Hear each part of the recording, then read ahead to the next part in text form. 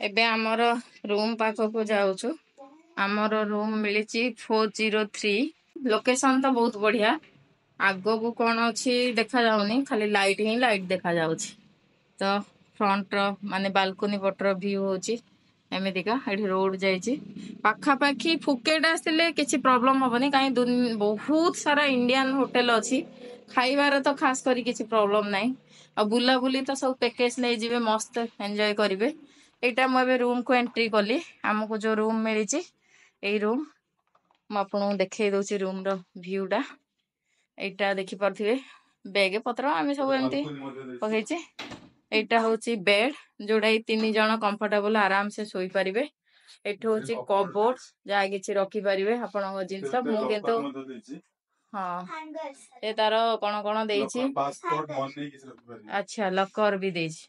एटा होछि मिरर, तार माने ड्रेसिंग टेबल भी देइछि। एठे गोटे कोन देइछि स्टैंड टे माने रखिया पई। टीवी देइछि। एसी भी एसी बिना एसी रे तो एठे रही हबनी, एसी अछि। तो एटा होछि टॉयलेट। टॉयलेट एटा माने गाधेबा पई ठीक ठाक देखंतु। एठे कोनोसी बाल्टी मग नाही जोडे। एटा होछि डस्टबिन एठे अछि जो।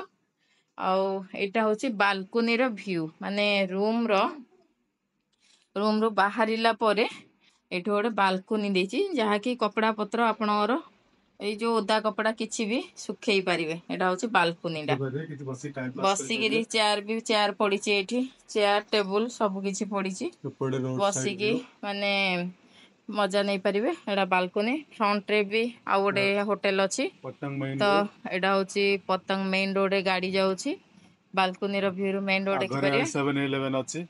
फ्रंट टू फ्रंट ही 7-11 पानी फानी जहा दरकार पड़े बाहर किनले बहुत पैसा निए, किंतु एठी जोटा कि 7-11 ही कम पैसा टिके नबो। अलगा कोठे किनिला माने 20 वाट नहीं जिवे, जोटा कि हाफ लिटर पानी रो दाम आपन 50 टका पड़ी जियो।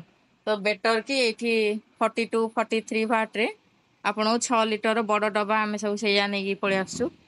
एपड़ साइड आउ कोन एपड़ साइड किछि नाही, सेमति किछि सेपड़ माने गाड़ी फाड़ी सब पार्क ହେଇछि। तो एमिति होछि रूम रो बजेट 2000। तो मते कमेंट रे जणेबे रूम रे माने रूम केमती लागिला कोन, काहे आमे किछि प्रीमियम रूम बुक करिनु।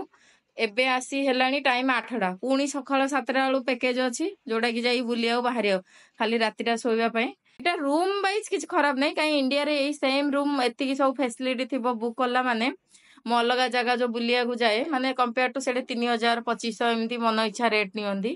तो मते तो भल लाଗୁଛି, सब किछि ठीक ठाक अछि। रूम भी काफी स्पेस अछि देखि पारुथिबे। बेडरूम माने तळ आउरी एते गुडा स्पेस पूरा रहिलानी।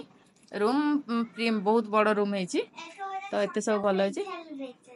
ठीक अछि, आपण माने जणैबे भिडियोटी केमती लागिला। एठी सारुची मोरो आजिरो वीडियो। जदि वीडियोटी भल लागिबो लाइक करिवे, कमेंट करिके जणैबे। धन्यवाद।